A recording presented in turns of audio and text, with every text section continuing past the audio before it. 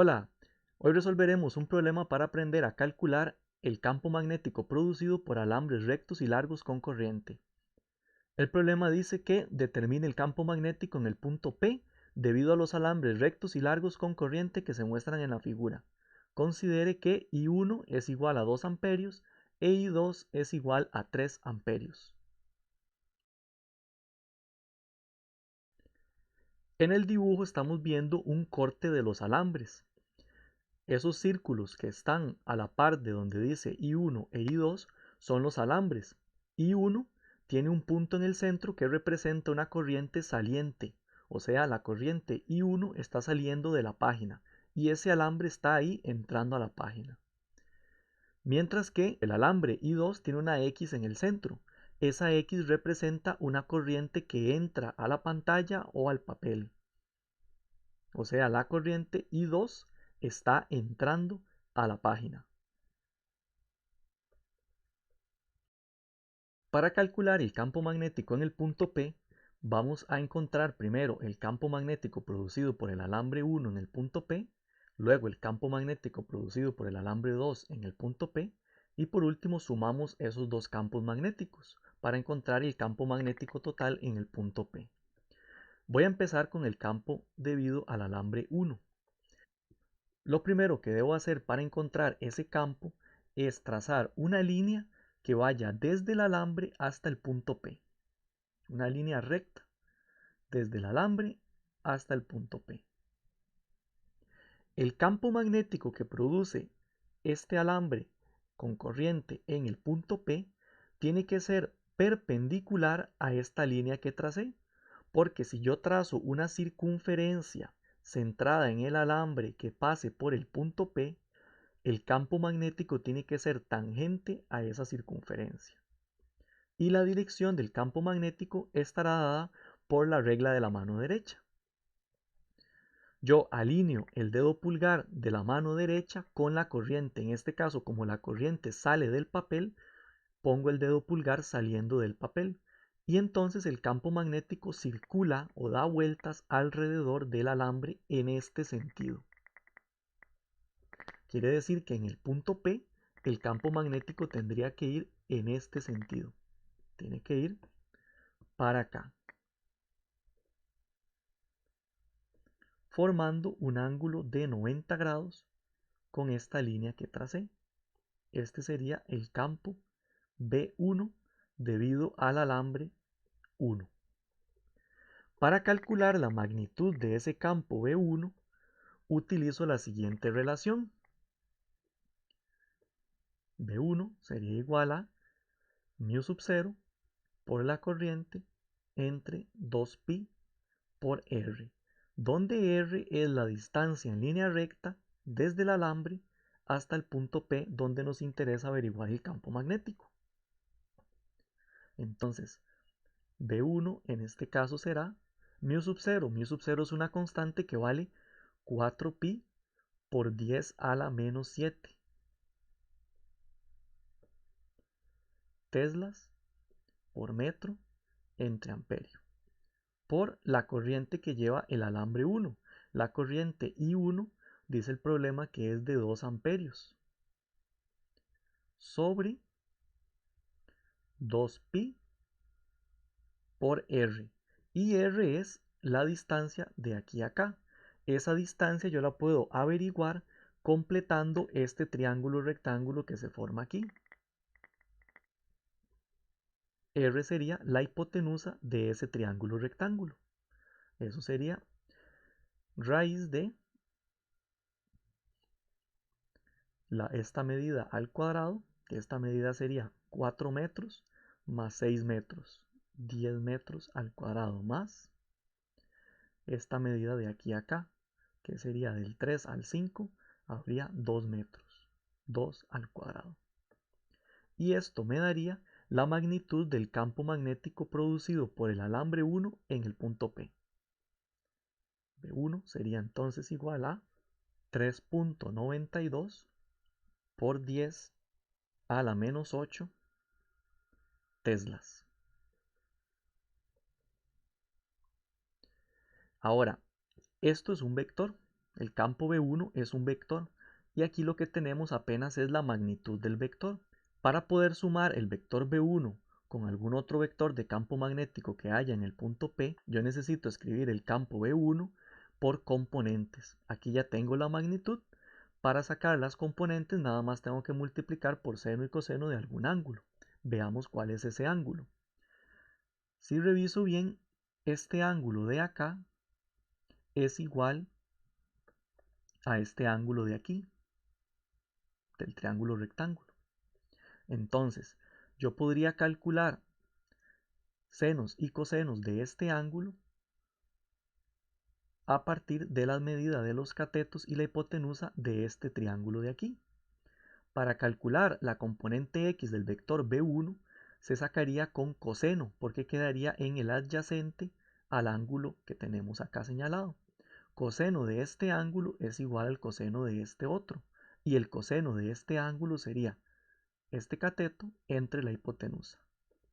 Este cateto mide 2 unidades, 2 metros, y esta hipotenusa ya aquí la tenemos. Es esta raíz. Entonces, el vector B1 sería 3.92 por 10 a la menos 8 teslas por menos coseno de ese ángulo. Y coseno de ese ángulo dijimos que es 2 sobre raíz de 10 al cuadrado más 2 al cuadrado. Este negativo es porque la componente horizontal del vector B1 iría hacia la izquierda. Y esto sería Ni. Y para la componente vertical, la componente Y, sumaría el seno de este ángulo. El seno de este ángulo es igual al seno de este otro ángulo. Y el seno de este ángulo de aquí abajo sería el cateto opuesto entre la hipotenusa. El opuesto en este caso vale 10 unidades. Entre la hipotenusa, que es esa misma raíz. Raíz de 10 al cuadrado más 2 al cuadrado. Y eso iría en J positivo porque vean que la componente vertical del vector B1 va hacia arriba. Y este sería el vector. Ahora hago el cálculo de esas componentes. B1 es menos 7.69 por 10 a la menos 9 teslas. Ni. Y la componente Y sería 3.84 por 10 a la menos 8 teslas en J. Este sería ya el vector de campo magnético producido por el alambre 1 en el punto P. Ahora hay que calcular el campo magnético producido por el alambre 2 en el punto P. Para eso voy a seguir el mismo procedimiento. Trazo una línea que vaya desde el alambre 2 hasta el punto P. Y el campo magnético tiene que ser perpendicular a esa línea que tracé. Para que sea perpendicular, tiene que formar un ángulo de 90 grados. Y puede ir en esta dirección o en esta otra, para el otro lado. Para quitar la ambigüedad, para que solo haya una posible dirección, utilizamos otra vez la regla de la mano derecha. Igual, alineamos el dedo pulgar con la corriente. En este caso, la corriente no está saliendo del papel, sino que está entrando. Vean la X. Como está entrando, debo colocar la mano de esta manera, con el dedo pulgar viendo hacia abajo. Y entonces, en el punto P, mis dedos apuntarían en este sentido. ¿Okay? Con esto dibujo el vector B2.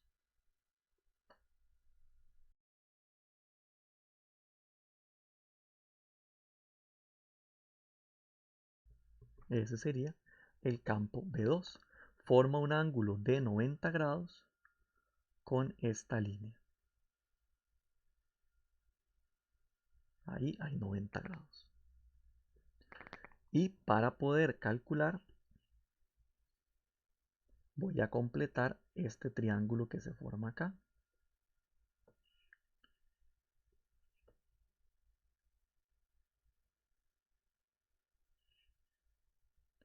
ese triángulo se completa. Es un triángulo rectángulo. Muy bien. Y para este triángulo rectángulo, este ángulo de acá es igual a este ángulo de aquí. Muy bien. Procedo de igual manera. La magnitud del campo B2 será igual a la constante μ sub 0 por la corriente 2 entre 2pi por r. Y eso sería igual a 4pi por 10 a la menos 7 teslas por metro entre amperio por la corriente I2. El problema dice que la corriente I2 es de 3 amperios entre 2pi por r. Y r es la distancia que hay en línea recta desde el alambre hasta el punto P.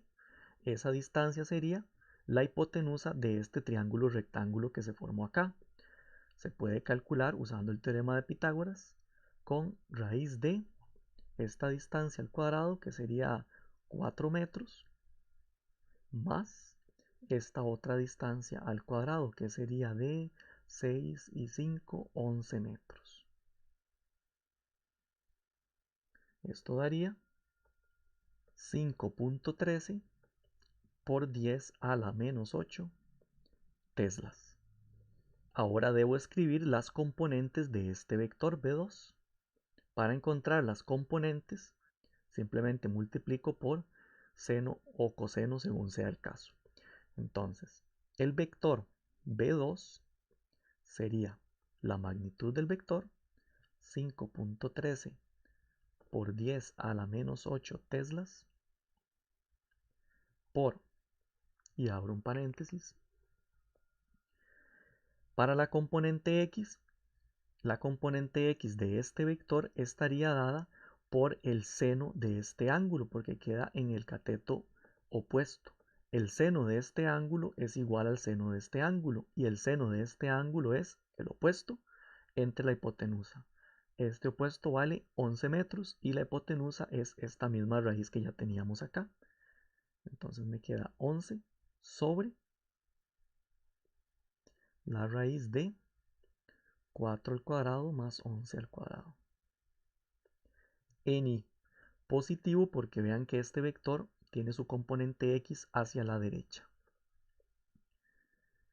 menos la componente Y. La componente Y tiene que ser negativa porque vean que el vector B2 tiene su componente vertical hacia abajo.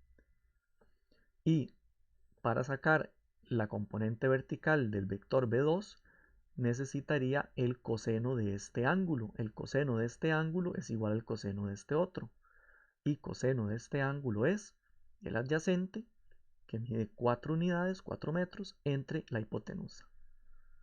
4 sobre raíz de 4 al cuadrado más 11 al cuadrado en J. Y cierro el paréntesis. Ahora meto a multiplicar la magnitud del vector y me quedaría que B2 es 4.82 por 10 a la menos 8 en I menos 1.75 por 10 a la menos 8 en J. Y eso tiene unidades de teslas. Ahora, para encontrar el vector de campo magnético total en el punto P, simplemente tengo que sumar este vector con este vector. Y entonces, el campo magnético en el punto P será, sumo componente X con componente X y componente Y con componente Y. 4.05 por 10 a la menos 8 en I, más 2,09 por 10 a la menos 8 en J, y todo eso tiene unidades de teslas. Este sería el vector de campo magnético total en el punto P debido a los dos alambres rectos y largos que están generando campo magnético sobre él. Con eso el problema quedaría totalmente resuelto. Si te gustó este video, deja un like por ahí bien poderoso y nos vemos en la próxima.